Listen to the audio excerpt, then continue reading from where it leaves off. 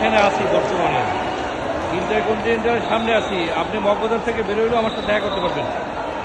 এখানে গন্ডগোল হইতেছে, আমি এই গন্ডগোলের ভিতরে। আমি পারবো, এটা শেষ করে নেই। গন্ডগোল হইতেছে, গন্ডগোল হচ্ছে।